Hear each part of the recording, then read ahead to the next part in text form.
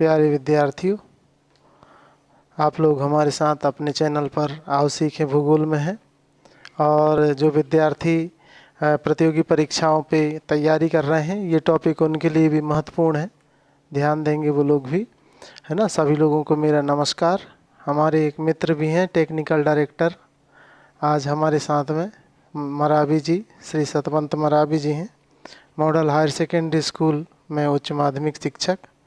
ठीक है, मेरा परिचय शायद आप लोगों से नहीं हुआ है, मैं भी उच्च माध्यमिक शिक्षक हूँ कुम्हारी हायर सेकेंडरी स्कूल में, दमोह ज़िले में। ठीक है, और हम आगे बढ़ते हैं, है ना। तो आगे की तरफ में हम जो चर्चा करने वाले हैं आज, वो चर्चा आज हमारी होने वाली है कर्क रेखा पर।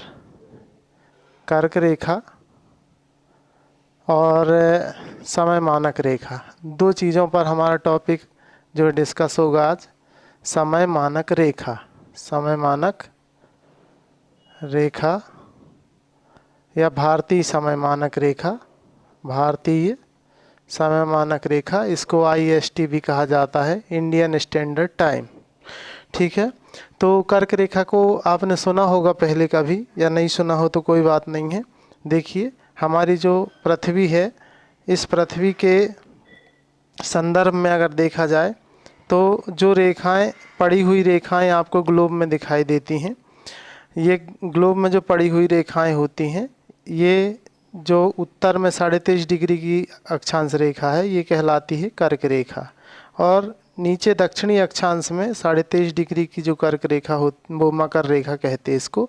23.5 डिग्री दक्षिणी अक्षांश को ये कहलाती है मकर रेखा, और ये कहलाती है कर्क रेखा।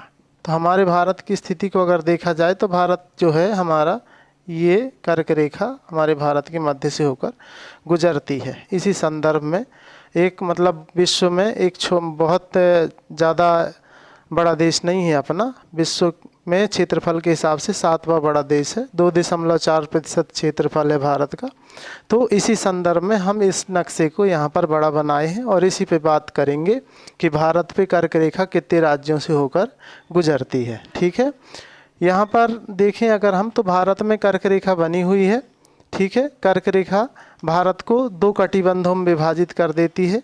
कौन कौन से कटिबंध, मतलब नीचे कर्क रेखा के नीचे वाला हिस्सा ये कहलाता है उष्ण कटिबंध, और कर्क रेखा के ऊपर का हिस्सा कहलाता है शीतोष्ण कटिबंध।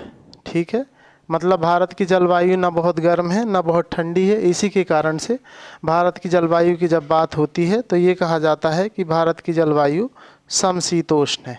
ठीक है, आप लोग याद रखिएगा। और भारत में मानसून आता है, इसलिए भारत की जलवायु मानसूनी जलवायु भी कही जाती है। याद रखिएगा इस चीज़ को, ये भी क्वेश्चन आता है। इसके बाद हम आगे की तरफ में चलते हैं। तो ये चर्चा करनी है हमें कि भारत, कर्क रेखा भारत के 8 राज्यों से होकर गुजरती है। कर्क रेखा भारत के कितने राज्यों से होकर गुजरती है? 8 राज्यों से होकर गुजरती है। जो बच्चे छोटी कक्षाओं में है, ये पूछा जाता है कि कर्क रेखा भारत के कितने राज्यों से होकर गुजरती है। ध्यान रखिएगा, 8 राज्यों से। और जो प्रतियोगी परीक्षा की तैयारी कर रहे हैं बच्चे, वो लोग ये ध्यान रखेंगे कि क्रम कौन सा है। क्रम मतलब कि ये है कि यहाँ पर आप देखेंगे, कभी भी आप नक्शे पे जब कभी दिशा का निर्धारण करना हो तो हमारे दाहिने हाथ पे पूर्व होता है, ये हमारा दाहिना हाथ है, इसमें पूर्व है, और बायां हाथ है, इसमें पश्चिम है। तो दाएं हाथ में पूर्व और बाएं हाथ में पश्चिम। आपसे क्रम पूछा जाए पूर्व से पश्चिम तो इस तरफ से आ जाइएगा, पश्चिम से पूर्व पूछा जाए तो इस तरफ से चलिएगा। तो यहाँ पर हम पश्चिम से पूर्व की चर्चा करते हैं। देखिए, सबसे पहला जो राज्य है वो है हमारा गुजरात।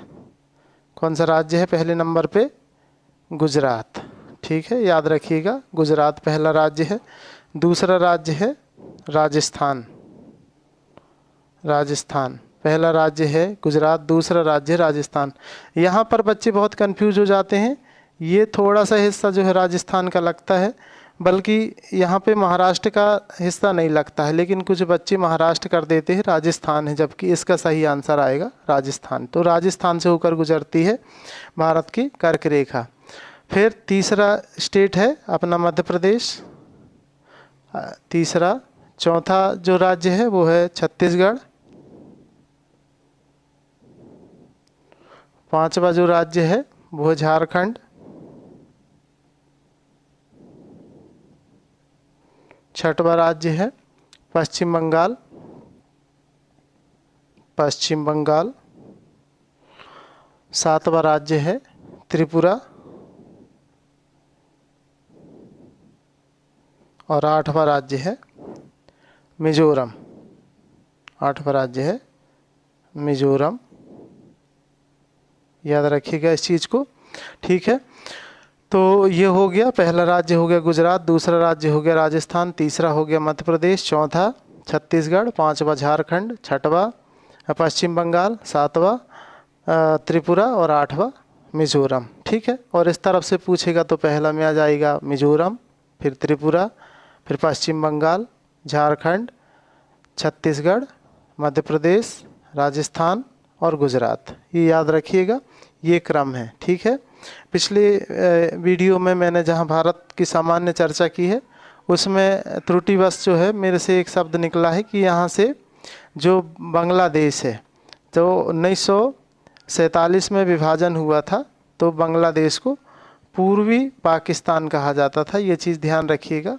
शायद मैंने यहाँ पर पश्चिमी पाकिस्तान बोल दिया, तो पश्चिमी पाकिस्तान जो वर्तमान में पाकिस्तान है इसको पश्चिमी पाकिस्तान कहा जाता था, ठीक है। क्या होता है कि जब बोलते रहते फ्लुएंट में तो कभी कभी कुछ शब्द ऐसे निकल जाते हैं कि शायद हमें भी पता नहीं होता है कि क्या निकल चुका है, तो ये चीज़ ध्यान रखिएगा आप लोग। इसके बाद जो है कर्क रेखा जो हमारी भारत की जलवायु के निर्धारण में इसका बहुत बड़ा योगदान है, ठीक है। आगे की तरफ हम बढ़ें। अब हम समय मानक रेखा की बात करते हैं। इंडियन स्टैंडर्ड टाइम, भारतीय समय मानक रेखा की जो वैल्यू है वो है 82 डिग्री 30 मिनट, 82 डिग्री 30 मिनट। अब इसी नक्शे को अगर हम फिर से बनाएं तो ग्लोब को, तो देखेंगे आप कि ये जो बीच की रेखा है ये कहलाती है इंटरनेशनल स्टैंडर्ड टाइम, इसको भी IST कहते हैं। ये विश्व के समय का निर्धारण करती है, 0 डिग्री की ये रेखा। तो हमारे भारत की जो समय मानक रेखा है इसकी वैल्यू है 82 डिग्री 30 मिनट, 82 डिग्री 30 मिनट। इसका मतलब ये हुआ कि हमारा जो भारत है वो इसके भारत के बीचों बीच से ये रेखा होकर गुजरती है, ठीक है। तो यहाँ पर जो हम अध्ययन करते हैं वो इसी संदर्भ में करते हैं कि ये जो रेखा है, समय निर्धारित होता है विश्व का 0 डिग्री से, हमारे देश का समय निर्धारित होता है 82 डिग्री 30 मिनट से। तो 82 डिग्री 30 मिनट की जो रेखा है इसको कहा जाता है समय मानक रेखा, इंडियन स्टैंडर्ड टाइम मतलब IST, ठीक है।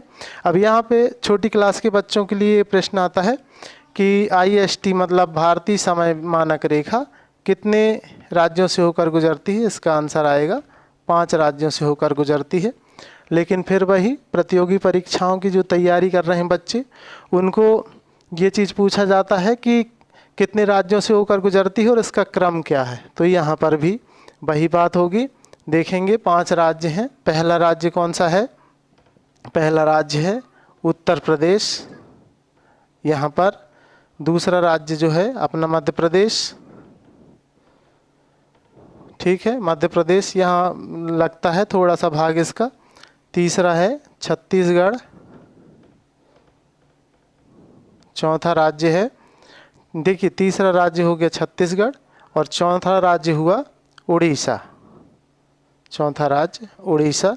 यहाँ पर भी क्वेश्चन यहीं पर फंसाते हैं बनाने वाले, थोड़ा सा कुछ सीमा जो है इसकी लगी हुई है और यहाँ पर है इसी के बाजू में तेलंगाना राज्य। तो तेलंगाना, बच्चे सोचते तेलंगाना से गुजरी, लेकिन तेलंगाना से ये नहीं गुजरती है, ये गुजरती है उड़ीसा से, ठीक है। और इसके बाद जो 5वां राज्य है वो है आंध्र प्रदेश। 5वां राज्य कौन सा है?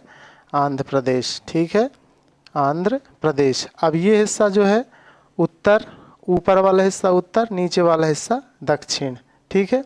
और यहाँ पर ये वाला हिस्सा, दाहिने हाथ वाला हिस्सा पूर्व और बाएं हाथ वाला हिस्सा पश्चिम, ठीक है। तो ये हमने जो चर्चा किया कर्क रेखा के संदर्भ में और समय मानक रेखा के संदर्भ में, और हमारा भारत का समय विश्व के समय से 5 घंटा 30 मिनट, 5 घंटा और 30 मिनट आगे है, 5 घंटा 30 मिनट आगे है। कभी अगर हम अक्षांश और देशांतर रेखाओं पर चर्चा करेंगे तो 5 घंटा 30 मिनट हमारे भारत का समय क्यों आगे है उस पर हम चर्चा करेंगे। तो भारत की समय मानक रेखा 82 डिग्री 30 मिनट है। इसी की वजह से भारत का समय विश्व के समय से 5 घंटा 30 मिनट आगे है। उम्मीद है आप लोगों को सभी चीज़ें समझ में आ गई होंगी। तैयारी करते रहिए, मेहनत करते रहिए। आपका एक बेहतर प्रयास आपको सफलता की ओर ले जाएगा। नकारात्मकता से दूर रहिए, नकारात्मक लोगों से भी दूर रहिए। आपका अग्रिम या उज्जवल भविष्य की मैं कामना करता हूँ। बहुत बहुत धन्यवाद।